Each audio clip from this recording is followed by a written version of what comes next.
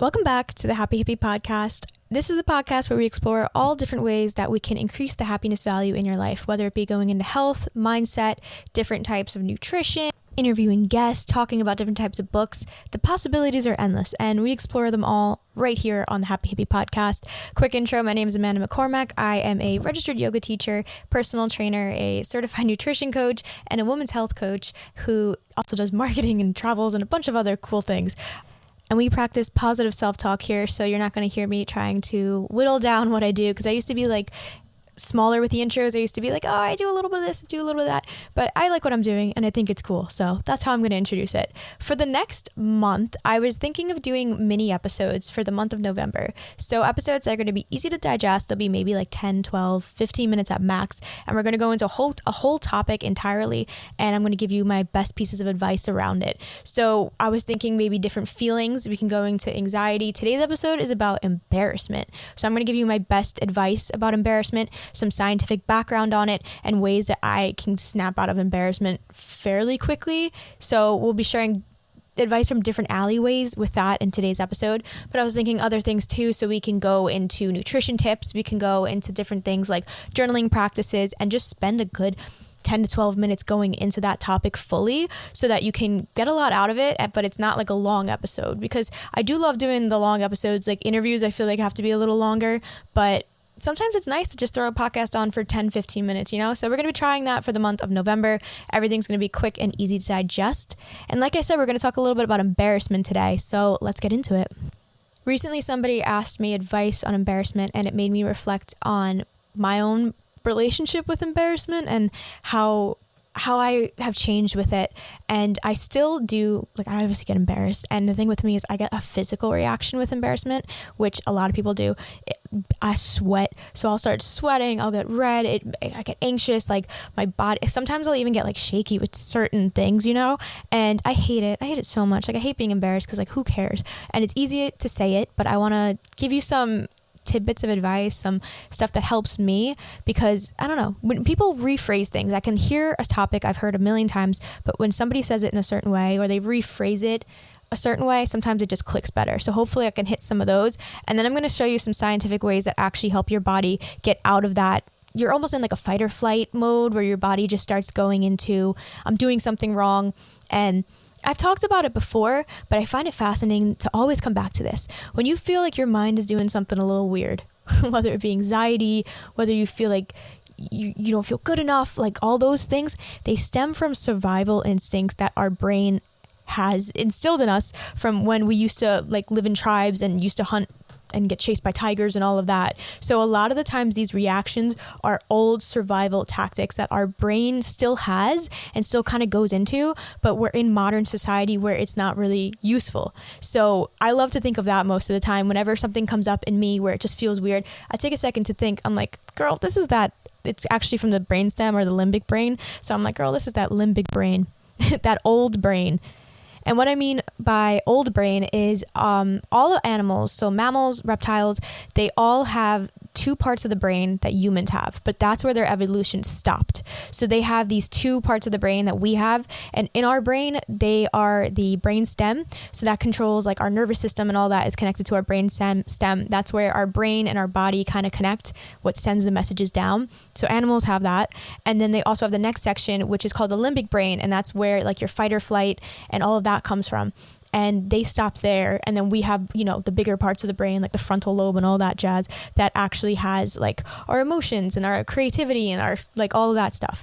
So it's literally the animalistic part of the human brain that still comes out and gives us these feelings a lot of the time. So sometimes I feel I'm going to get into some tips, but I just wanted to say that sometimes I'll get really scientific with it. And I'm like, this is just that animal brain trying to protect me. Your body wants what's best for you. So a lot of the times our negative self-talk and things that come up because our body feels like we're going against the crowd, and that can cost our life. And that's not going to happen. But in the olden days, if you went against a crowd and the crowd didn't like you, they would kick you out and you would have to go find your own food. And your body would do anything it can to kind of give you these nerve system, like little blast to be like, oh no, maybe this isn't so good. We don't want to be kicked out of the tribe. We don't want to have to go hunt for our own food and build our own shelter. So let's play it safe. And a lot of times that's actually why we play it small, which I can go into a whole nother episode, but it is coming from that really old part of our brain that's just trying to protect us. So a lot of these feelings like anxiety, not all anxiety, but I'm just saying some things that come up like anxiousness and embarrassment come from us just trying to protect ourselves. So when we think of it that way, one, we can be a lot more compassionate when we deal with these things. We don't have to immediately feel bad for what we're doing and then feel bad that we're doing it and kind of come at ourselves and be like, why do I get embarrassed? Or like, why am I feeling this way? Like, no one else is embarrassed by this. Like, people are able to do these things and I can't do it because I get embarrassed. We can find that compassion because it's a form of our body trying to self-protect us. That's what it comes down to. And over time, we can, condition ourselves to respond differently, and that's going to change the wiring in our brain so that we feel less and less of those intense reactions that we have about things. So that's the cool thing about conditioning your mind. You can do it with a lot of different things, and we're going to talk about it with embarrassment today. So my first bit of advice is remember we are our own harshest critics. We are so mean to ourselves. Again, like I was just explaining, it does come from the survival thing, but it takes over sometimes, and most of the time, I swear, and it's so easy for me to say it, but the more I say it, the more it'll stick, hopefully. People don't really care as much as we think they do. You can take it down to a gym example. I say this all the time to clients, and it took me years to nail this, and I don't even know, maybe some days I don't nail it, but people in the gym are most of the time focused on themselves. 98% of the time they're not looking at you, and you think they are. And I still sometimes, like I said, I sweat physically in the gym, but I sweat when I get embarrassed. When I don't know, I used to not film myself in the gym because I used to be like, oh my God, everyone's going to pass a judgment on me and I don't want to be labeled as that person filming themselves. And it was killing me because I wasn't able to post content or film things for my job where I literally train people and I need to film form videos, and I couldn't do it because I was so self-conscious that people were looking at me. And then I just started to slowly go through life with the mindset that nobody cares. No, literally nobody else cares. Everyone's so self-absorbed in a good way with themselves that they don't care. So maybe try taking that approach. You can put it in your journal and try it for 2 or 3 days, just approaching random situations. Maybe in the supermarket when you do something, you get online, maybe you start humming and just nobody cares. Or when you're in the gym and you want to film yourself, or if you want to take a picture of yourself in a bathroom and there's people in there, nobody cares. Embrace the cringe. That's number 2. I love that phrase because I'm still trying to battle it a little bit myself, but sometimes we think we're so cringy, and being cringy is free. A lot of the times when we feel an emotion towards somebody, that can be negative. So it could be, ew, what are they doing? It can even be a form of envy. A lot of the times it's because we're jealous that they can do it and we can't. I used to get, I think use this example all the time, but I used to get a little bit annoyed when I was in grade school because there were these loud kids in my class, and I had trouble speaking up because I was just so nervous about everything.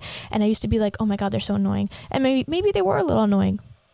They were just a little bit, but I was secretly, without me knowing, this was a subconscious thought. I wasn't aware of this at all, but that annoyance was coming from the fact that they were doing something that I couldn't get myself to do. They were able to be authentic, be themselves, and just be allowed, they were loud in terms of they were able to express themselves or crack a joke in the class, and I couldn't dare speak up because that was something that was so jarring to me and nerve-wracking. And it was because I actually secretly admired it. So try thinking of that approach when you see things in life. If something maybe you find cringy, ask yourself why you find it cringy. It's just that person expressing themselves. There's a sense of humor that I find cringy, and maybe it's not for me, but those people are able to post those videos of themselves making jokes or doing singing to TikTok songs, and I'm good for them. Hell yeah, let them do that, and try taking that mindset and putting it on yourself. Next up is the most cliche thing ever. When people tell you time heals, usually they'll tell you that with a breakup or a loss of any sort, but a lot of the time with embarrassing things, if you did something over the weekend, or if I don't know, sometimes it takes 3 or 4 days for me to literally shake it out of my system. Do somatic movement. So if you start to exercise, or if you literally just dance or shake, sometimes you can shake it out of you. I know that sounds so crazy, but it's true. Your body holds on to things, and if it's holding on to that emotion, it's going to be holding it in your solar plexus, which is associated with shame. So when something happens that you consider shameful, you're going to be holding it there. So working your core, doing things that are going to fire you up and heat your body up are actually going to help move that energy through you. So I'm serious. If you're feeling embarrassed about something, try to find something in a form of exercise that really lets you warm up, whether it be just dancing for craziness and for free in your room, or if you want to go work out or run or try something along those lines, going to an exercise class, hot yoga, it'll help move it through your system. It really will. And then time heals. Give it 2 or 3 days. Give it a few days. If something happened on Friday, you'll kind of be okay by the end of the week. It's one of those things where when things are fresh, they are going to be annoying, or you're going to notice them more, and it's okay. Just know that like within 2 days, you'll probably be so much better. And I don't know, time heals. It really does. Another physical practice that I want to introduce is box breathing, because there's literal scientific research that deep breathing, it reduces anxiety in general. So when you have a flashback and you think about this event or think about what you want to do in the future and you're kind of nervous, deep breathing does help. It also slows down the physical symptoms in your body of fear, guilt, and shame. So for me, like sweating or shaking or being just a little like off, or almost I get like brain fog when I do something quote unquote wrong, or I think I messed up. I feel that shame and it comes out in different ways. Deep breathing, such as box breathing, is something that I love to do. And it's so easy for me to do that without like going really deep into breath work. So box breathing is you inhale for 4, so 4 seconds in, hold for 4 at the top, exhale for 4, hold for 4 before you breathe again, and then start again. So thinking of it as a box. So you're starting on the left side of the box, going up, breath in for 4, holding for 4 as you go across the top, down for 4 as you exhale, and then holding for 4 as you go across the box again. And you can just Google box breathing if you want a better description, but that's something I use to calm myself down like immediately. Like I'll be driving and I'm anxious or anything, like on a plane. It's my go-to for anxiety, and the deep breath actually calms your body like in different ways. And it's just, that's a really good physical technique. Besides movement, move to the breath. And lastly, affirmations, or just thinking how I was telling you before, where you kind of change the mindset into my brain is just trying to protect me. Those types of mindsets or shifts really do help you, especially over time. It may not be easy the first time, or it may click a little bit. The more you do it, the more you'll really feel into it. So making a statement such as mistakes do not define me, writing that down in your journal, mistakes do not define me, or like thinking along those lines, it's so true. It doesn't change who you are just because you did something that you're the one considering it, by the way.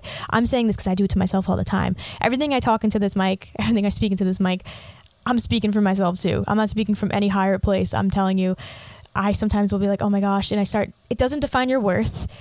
You are always enough. Like, I know that's used a lot, but it's really true. Feeling shameful about something does not change who you are. You know, the key to self-compassion is to consider what you would say to a friend if they were feeling like really embarrassed. You would likely tell them that nobody is judging them as much as they think, and that this one event literally does not determine their worth, which, turn it around and tell it to yourself, is going to help you a lot. So maybe an affirmation can help you out, or just shifting to that mindset is going to do a lot for you in the long run. And truly thinking like that is the one thing that's changed my mind. Like the thing I was saying in the beginning about the protection mechanism, and realizing that mistakes don't determine my worth, and realizing that being cringy is actually just being myself and not being afraid to be myself and being authentic. And if you're struggling with any of this, the solar plexus might be the chakra that you need to work on a little bit.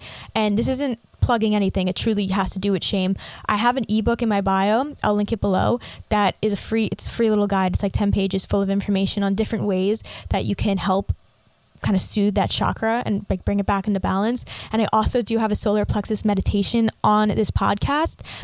It might be like episode 11 or something. Like I have a confident episode, and then I have the meditation that goes with it, and it's a 10-minute meditation. So I'll link it below as well. Feel free to check it out. It would actually go perfectly with what we're talking about here. And I just wanted to tell you that today. I don't know. It felt like I had to do that instead of doing an episode that was very planned and structured and deep. This was coming through me, so maybe somebody needed to hear it. I just felt like I had to get behind the mic and share these things from a place of somebody who literally has, at points I feel like I was the most embarrassed woman in the world. So like I'm able to get through it, and I know you can too. So feel free to DM me. My Instagram is Happy Holistic Hippie on Instagram, and we can chat more about it. And yeah, we will be continuing to do these like tidbit episodes. Let me know what you think of this style. If you like them shorter, you like the longer ones, and you know, I'll come to your aid. But I hope you have a wonderful day, and thank you so much for tuning in to the Happy Hippie podcast.